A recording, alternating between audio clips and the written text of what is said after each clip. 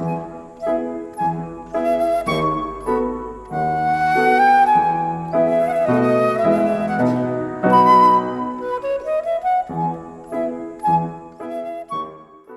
seja muito bem-vindo, seja muito bem-vinda a mais um episódio do podcast da reunião de estudos do Evangelho do Grupo Espírita Irmão Áureo. Nosso objetivo é estudar o Evangelho à luz da doutrina espírita. Atualmente, estamos seguindo a sequência de capítulos do livro Ceifa de Luz, de Emmanuel, psicografia de Francisco Cândido Xavier. Hoje, numa reflexão preparada pelo Sandro, abordaremos o capítulo 22, com o título Renovação em Amor. Lembrando, eu emprestei a minha voz, mas todos os comentários e a reflexão foram preparados pelo Sandro.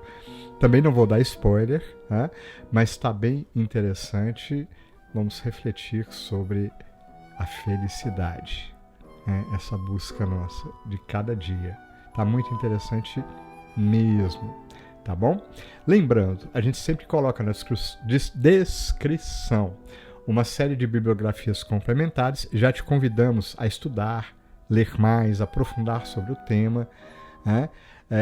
Então todas têm um link, você pode consultar facilmente pela internet, tá?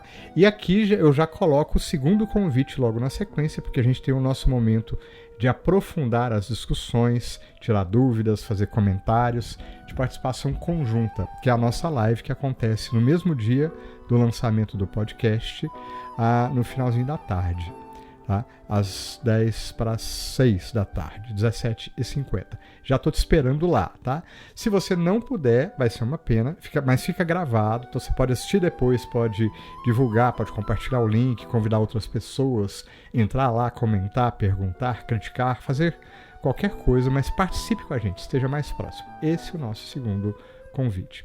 No finalzinho do podcast, a gente tem sempre o nosso momento de oração, mais um convite para você orar conosco. A gente sempre começa com uma poesia, hoje não vai ser diferente, uma poesia belíssima da autora espiritual Maria Dolores. Então fica aí, a gente vai daqui a pouquinho ouvir e você fica até no final, tá certo? Falei demais já, vou fechar com o nosso convite carinhoso de sempre. Vamos ouvir?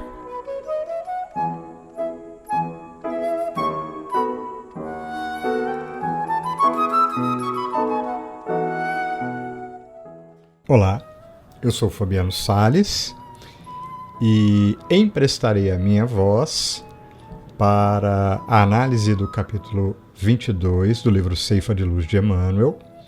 As reflexões foram preparadas pelo Sandro. Estou aqui apenas de médium.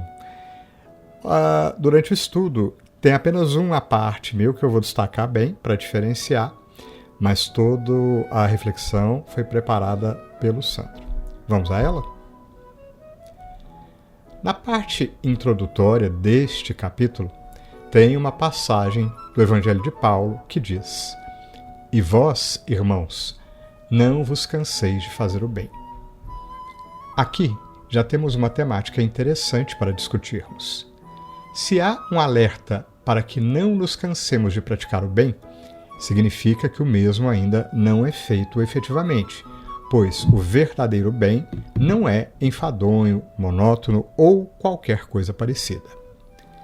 Nas diversas obras a que temos acesso, à rotina dos irmãos desencarnados que se dedicam à prática da caridade, podemos perceber que são raros os momentos de descanso e quão dedicados e comprometidos são os mesmos nas tarefas do dia a dia.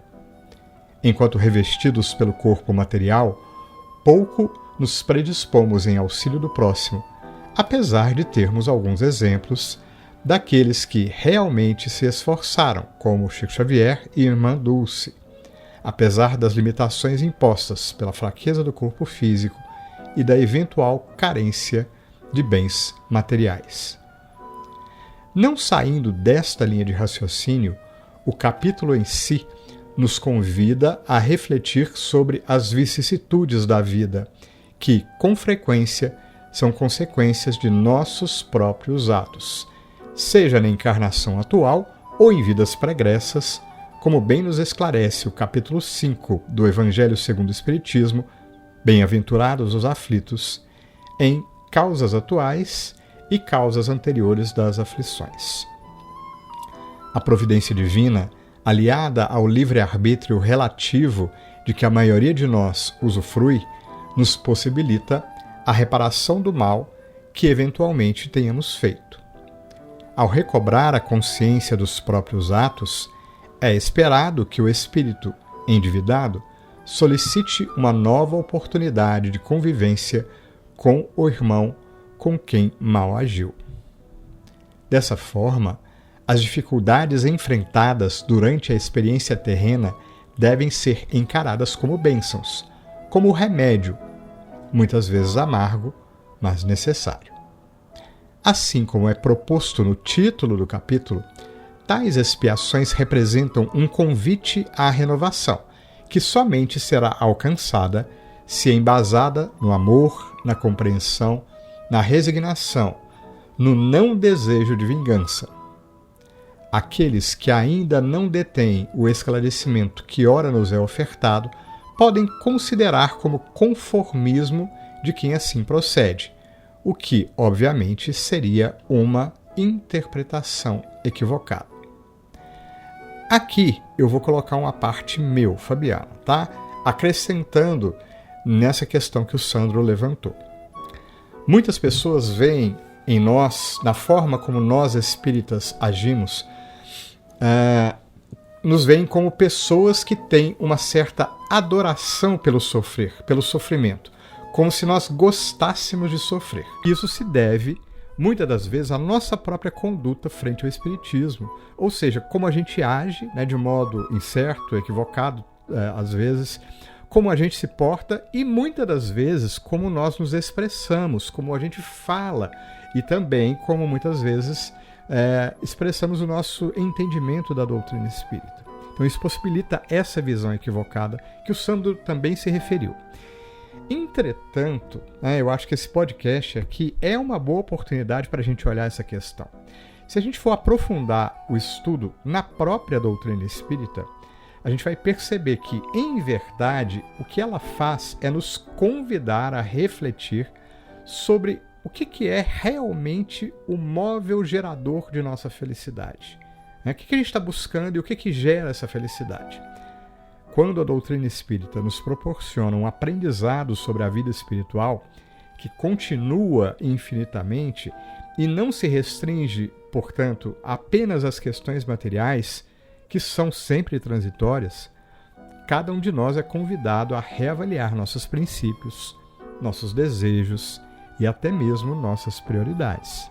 Em essência, a busca continua sendo pela felicidade, mas agora em novos termos. E aqui um exemplo, porque talvez o espírito André Luiz, nas suas narrativas, seja aquele que reflete bem essa mudança.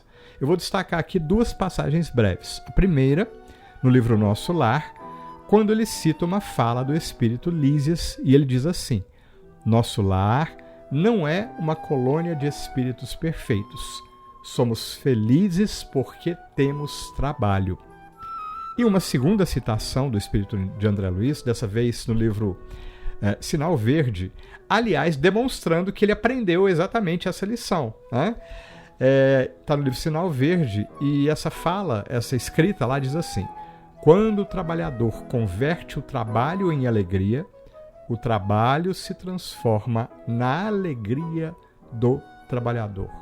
Ou seja, somos todos nós convidados pela doutrina espírita a repensar o que nos traz a verdadeira felicidade. E André Luiz aqui nos dá uma pista. O trabalho no bem. Falando de outra forma, a ação no bem, toda e qualquer ação no bem, a reforma íntima, a busca do progresso, e dentre outras questões que o próprio Emmanuel referencia nessa lição. Estas questões necessariamente também passam pela convivência, pela tolerância e pela ética, aqui entendida como a arte de bem conviver. Foi só uma parte. Vamos retornar agora aos comentários do Sandro. Ele prossegue assim: o que a espiritualidade nos orienta é que, nos momentos mais áridos, devemos nos policiar para não blasfemarmos contra Deus, nem tampouco cultivarmos qualquer tipo de revolta. Devemos intensificar nossa vigilância e nossa fé, sabendo que tal situação é passageira e, com paciência ativa, da mesma sairemos mais fortes. Os irmãos do plano maior também nos orientam a utilizarmos um dos nossos mais preciosos bens divinos, a nossa inteligência, para amenizarmos o sofrimento pelo qual estivermos passando, com a possibilidade de haver sim dificuldades, mas não obrigatoriamente sofrimento. Busquemos, então, nos momentos de turbulência, serenarmos os nossos corações, elevarmos o nosso pensamento em prece, buscando a conexão com a espiritualidade superior, para que a oportunidade em questão seja convertida em bálsamo medicamentoso aos nossos espíritos. Sabedores da nossa condição de inferioridade e, por consequência, de devedores que somos, coloquemos como objetivo de vida a reforma íntima, o que somente será alcançado através da prática do bem e da reparação do mal já praticado. Que tenhamos todos uma excelente semana, que fiquemos todos com Deus. Iniciamos o nosso momento de oração com a poesia Lei Divina, de Maria Dolores. Alma querida, às vezes no caminho indagas a chorar, de coração sozinho, como atingir por fim o lar celeste. Pelas ásperas sendas do dever. Também eu isso mesmo interroguei à vida, em caminhada longa e indefinida, e hoje posso afirmar-te, de alma fortalecida, que a vida me informou em toda parte. Se quiseres vencer, eleva-te, louvando as pedras da subida, procurando servir, ajudar e esquecer. Por isso perguntei ao coração da rosa, como aguentar, tão linda e cetinosa, os espinhos cruéis em que a vira nascer? E a rosa me explicou que Deus a estruturara num misto de perfume, brilho e cores, para mostrar que as dores, quando bem suportadas, são lâminas e pontas aguçadas, lembrando espinhos produzindo flores. E, portanto, devia desabrochar e agradecer, deixar-se decepar, entregar-se e esquecer. Fui ao campo e indaguei de uma enorme pedreira como tolera, sem que grite, assaltos de martelo e dinamite, sem jamais se ofender.